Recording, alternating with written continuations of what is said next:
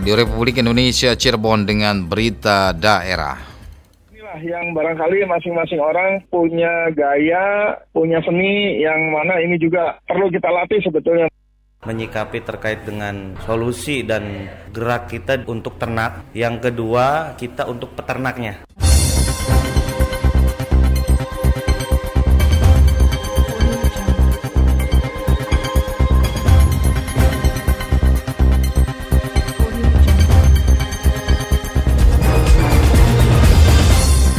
Sari Berita. Mengendalikan emosional merupakan cara efektif untuk membangkitkan kembali semangat bekerja.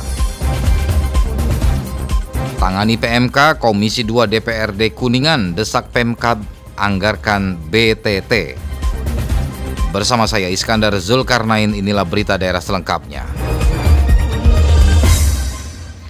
Pendengar, mengendalikan emosional merupakan cara efektif untuk membangkitkan kembali semangat bekerja. Tapi kalau emosional itu kita tidak bisa atur, ya mohon maaf, kita nggak akan bisa berkembang, hanya bertahan di situ aja gitu loh Mas. Menurut saya, yang pernah saya alami nih Mas, itu. Kecerdasan emosional sangat berpengaruh terhadap performa produktivitas kerja. Baik buruknya pengaruh kecerdasan emosional tergantung dari sikap setiap individu. Jangan sampai kecerdasan emosional menimbulkan dampak buruk dan merugikan diri sendiri. Salah seorang pegawai negeri sipil di lingkungan pemerintah Kota Cirebon, Andi Armawan, mengakui banyak temuan selama menjalankan tugasnya 30 tahun sebagai abdi negara. Salah satunya kurangnya mengendalikan kecerdasan emosional yang mengakibatkan tidak baik dalam menjalankan produktivitas kerja. Untuk meningkatkan kembali performa produktivitas kerjanya, banyak cara yang harus dilakukan, seperti menciptakan suasana hati lebih tenang dan mengatur daya emosional. Cara seperti ini sangat efektif untuk membangkitkan kembali semangat bekerja sehingga dapat memunculkan kembali inovasi-inovasi baru. Inilah yang barangkali masing-masing orang punya gaya, punya seni yang mana ini juga perlu kita latih sebetulnya Mas. Yakin kita harus melakukan sebuah perubahan. Dan perubahan itu dari hal yang paling kecil, kemudian sekarang, dan menuju sebuah perubahan yang besar. Prinsip adalah kita sederhanakan bagaimana itu hidup. Nggak usah berpikir terlalu jauh, lebar dan sebagainya, tapi berpikirlah untuk hari ini kita tenang dulu, kita fokus dulu dalam bekerja. Sementara itu, salah seorang karyawan swasta Cirebon, Khalid, mengakui dalam setiap bekerja dipastikan akan menemui titik jenuh, gesekan sesama partner, sehingga membuat kecerdasan emosional mengarah ke hal yang negatif. Jika mengikuti hawa nafsu, maka dari kecerdasan emosional yang tidak terkendali hanya dapat merusak karir dan masa depan. Oleh karenanya, sikap tenang merupakan hal yang paling jitu untuk mengendalikan kecerdasan emosional. Selain itu juga menjalankan pekerjaan dengan penuh kesabaran, tekun dan ikhlas. Yang sangat penting adalah emosional. Emosional di sini ditekankan dalam artian kita tidak mudah untuk gampang marah, emosi. Kita harus tetap enjoy agar pikiran kita tenang, rileks, sehingga kerja kita dapat optimal menuju kesuksesan. Khalid mengatakan semangat bekerja merupakan hal utama yang harus ada pada diri. Jika tidak memiliki semangat bekerja, maka jangan mengharap bisa meraih karir dan prestasi kerja. Lengga Ferdiansyah melaporkan.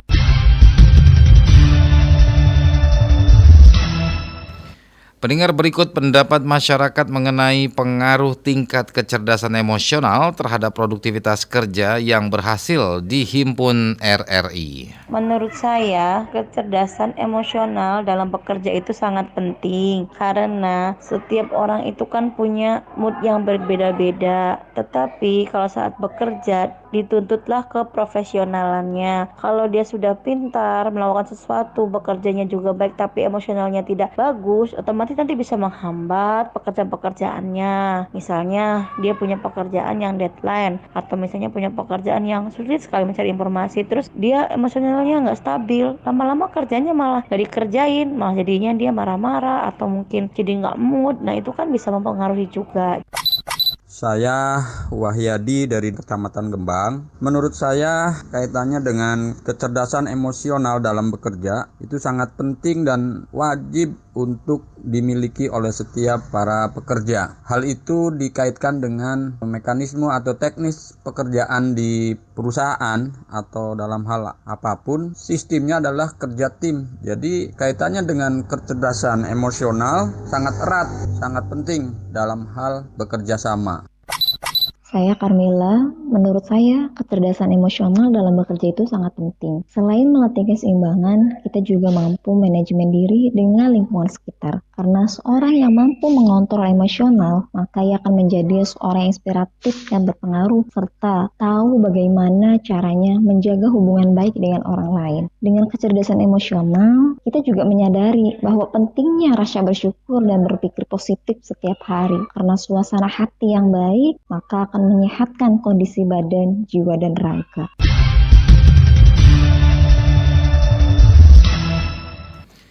Untuk membahas lebih lanjut mengenai pengaruh tingkat kecerdasan emosional terhadap produktivitas kerja, kita ikuti wawancara reporter Yulianti dengan Kepala HRD PT Samudra Luas Parama Citra, Ibu Deni Parasetyowati.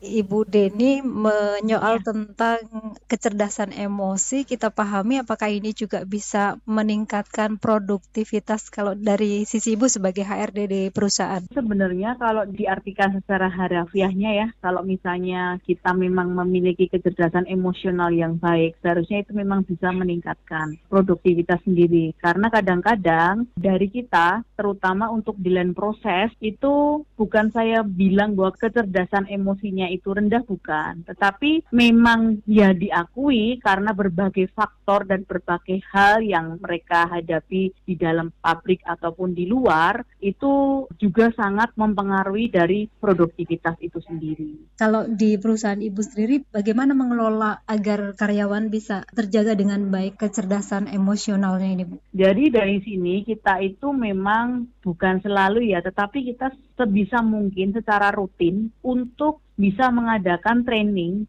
yang sifatnya untuk menyentuh secara emosi. Misalnya, ketika kita diperlihatkan pada situasi kondisi di luar sana, perusahaan yang banyak yang tutup atau dan sebagainya, tetapi kita masih eksis sampai hari ini, kita itu ingin menyentuh emosi mereka supaya mereka juga bisa berpikir bahwa memang perusahaan itu tidak bisa untuk mencukupi semua kebutuhan hidupnya, tetapi bersyukurlah bahwa dengan kamu bekerja di sini, paling tidak kebutuhan hidupmu bisa tercukupi meskipun menurut kamu belum maksimal. Kalau di perusahaan maupun instansi pemerintah, mengukur untuk kecerdasan emosional itu mungkin bisa juga disaring dari saat seleksi ketika pendaftaran calon pekerja seperti itu. Kalau instansi pemerintah mungkin rekrutmennya melalui beberapa tahap yang mungkin dia juga di instansi itu ada beberapa bagian, ada mungkin pihak ketiga dan sebagainya, dari psikolog dan sebagainya, ada dari manapun yang bisa menyaring itu benar-benar secara detail termasuk kecerdasan emosinya. Dan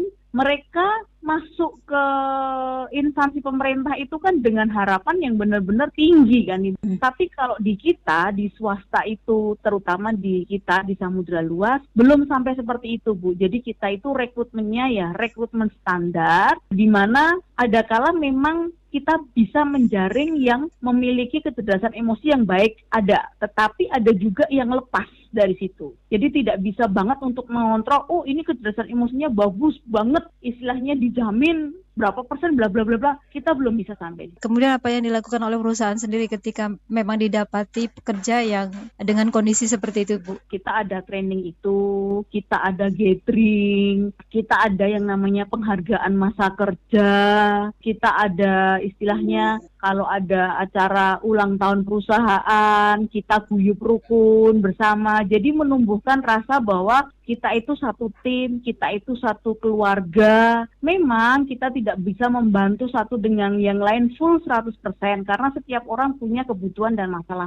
sendiri gitu. Tapi paling tidak dengan rasa bahwa oh di sini itu teman-temannya paling tidak bisa memberikan rasa nyaman seperti persaudaraan gitulah istilahnya seperti itu. Paling tidak ya mereka ada rasa nyamannya bekerja di sini meskipun ada satu sisi yang ada di dalam mereka mungkin kebutuhan hidup mereka yang kurang menurut mereka.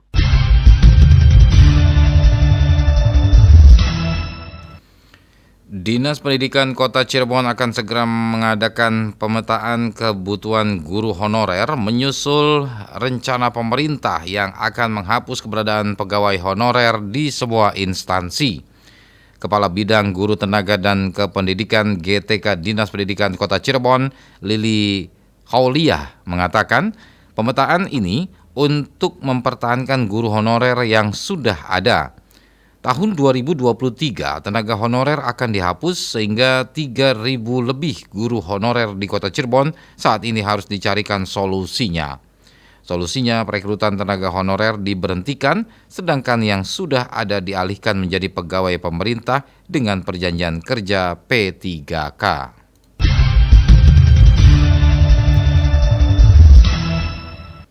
Tangani PMK Komisi 2 DPRD Kuningan, desak Pemkab anggarkan BTT.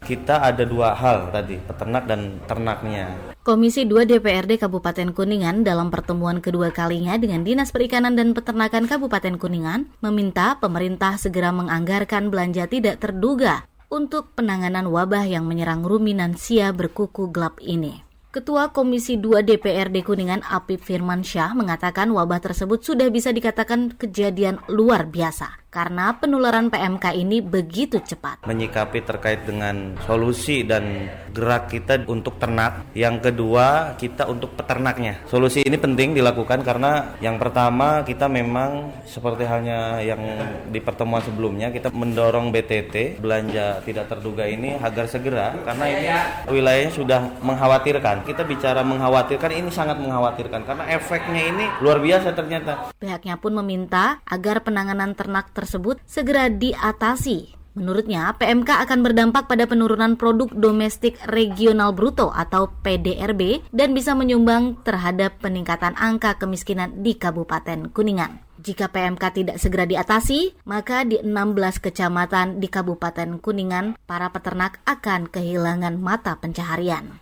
Sementara itu, tim dokter hewan penanggulangan PMK Kabupaten Kuningan Dr. Hewan Raufik mengungkapkan tingkat kesembuhan PMK sebesar 15%. Hingga hari ini tercatat sebanyak 147 ekor sapi yang telah sembuh. Data yang sembuh ya, itu ada 147 ekor, kemudian yang potong bersyarat itu ada 26 ekor, kemudian yang mati ada 28 ekor, kemudian yang sakit masih 747 ekor. Tapi kita masih terus, karena ini teman-teman petugas kesuan yang ada di lapangan ini sementara ini kan fokus untuk pengobatan. Jadi barangkali untuk laporan terkait dengan kesembuhannya ini belum optimal. Artinya barangkali sudah banyak ternak-ternak yang sembuh, cuman belum sempat terlaporkan. Karena kalau dilihat di data ini tingkat kesembuhan ada 15%. Pihaknya pun saat ini sedang menanti datangnya vaksin untuk menangani penyebaran PMK. Karena dari pemerintah pusat disebutkan agar segera diturunkan vaksin untuk menangani PMK di daerah.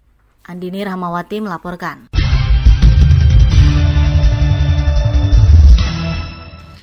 Kabupaten Majalengka membutuhkan dana 14 miliar rupiah untuk perbaikan 4 ruas jalan yang rusak berat.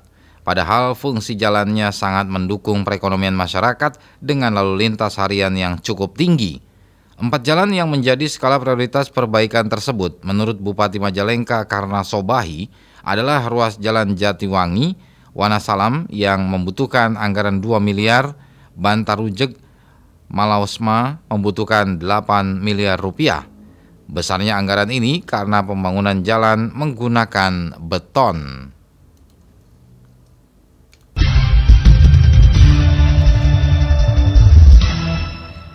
Miss Foundation bantu proses operasi Rahmawati. Semoga Ananda Rahmawati bisa sekolah kembali, sehat kembali, dan menggapai cita-cita yang diharapkannya. Penantian dan harapan panjang selama kurang lebih 13 tahun Rahmawati warga Desa Jagapura Kulon, Kecamatan Gegesik, Kabupaten Cirebon untuk bisa kembali normal buang air besarnya akan segera terwujud. Rahmawati telah menjalani operasi di Rumah Sakit Daerah Gunung Jati Cirebon dengan dibantu pembiayaan dari Miss Foundation. Direktur Miss Foundation Mira Indrasari kepada RRI mengatakan pihaknya akan terus menjadi inisiator dan memfasilitasi Rahmawati hingga sembuh seperti sedia kala, termasuk pemantauan pasca operasi. Yang pasti langkah-langkahnya sejauh ini kita masih berkontinu untuk terus mengkontrol kesehatannya supaya kembali menjadi normal pembuangannya. Yang pasti itu dulu langkah terdekatnya. Selanjutnya nanti kita bisa bicarakan dengan kedua orang tuanya ya untuk kedepannya.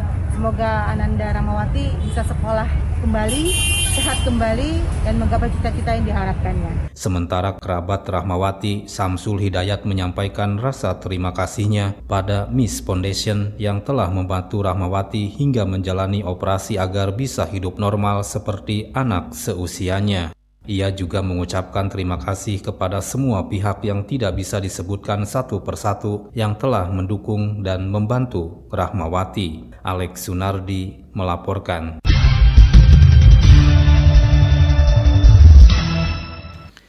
Pemuda desa Tunggul Payung, Kecamatan Lelea, Kabupaten Indramayu mengikuti pelatihan kerja konstruksi baja ringan.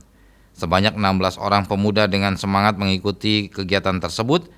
Kepala UPTD BLK Indramayu, Asep Kurniawan, mengatakan melalui pelatihan kerja konstruksi baja ringan ini, diharapkan para peserta serius dan memanfaatkan kesempatan dari fasilitas pemerintah, terutama dalam mencetak masyarakat yang terampil dan tangguh menghadapi tantangan persaingan pekerjaan.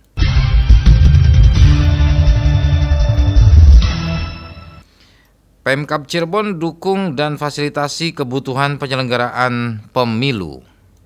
Membicarakan permasalahan dan langkah-langkah yang akan dilalui. Rapat Koordinasi Persiapan dan Kesiapan Tahapan Pemilu Serentak tahun 2024 telah diselenggarakan KPU Kabupaten Cirebon pada Selasa di salah satu hotel berbintang di Cirebon. Menurut Bupati Imron, inventaris masalah harus dilakukan supaya permasalahan dan hambatan dapat diantisipasi sejak dini. Kami berharap kepada KPU dan juga para peserta pemilu duduk bersama untuk bisa membicarakan permasalahan dan langkah-langkah yang akan dilalui. Dan dari Forkopimda ini akan membackup KPU untuk melaksanakan pemilihan yang berjalan dengan baik dan lancar. Imron juga meminta aparat keamanan dan penegak hukum dapat mengawal pelaksanaan pemilu serentak 2024. Pihaknya ingin pemilu berjalan aman, kondusif, dan tanpa ekses. Sementara itu, Ketua KPU Kabupaten Cirebon, Sopidi, menyampaikan kegiatan rakor ini sebagai penanda dimulainya tahapan pemilu 2024. Artinya seluruh elemen harus bersama-sama mengawal agenda demokrasi ini agar sesuai dengan target dan harapan.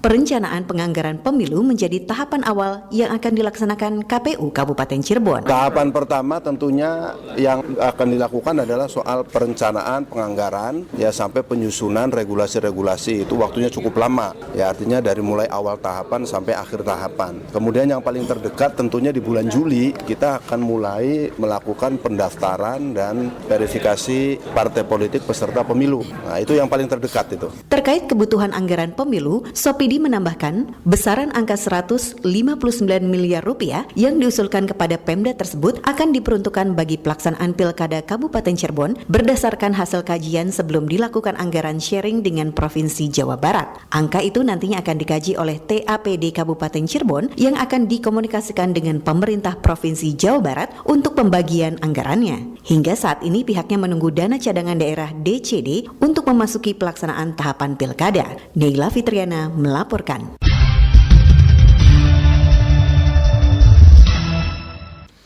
Saudara, kini kita ikuti berita olahraga. Berita olahraga. Berita olahraga.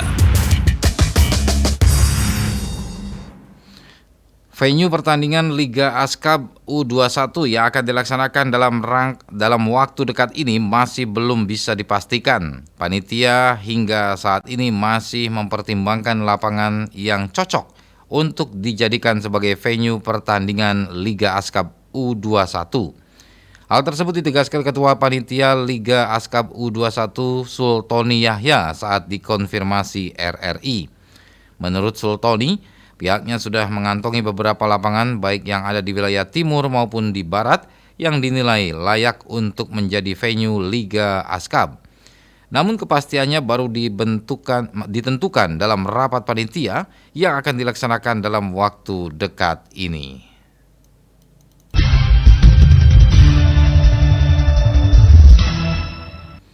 Saudara, sekian berita daerah. Selamat pagi.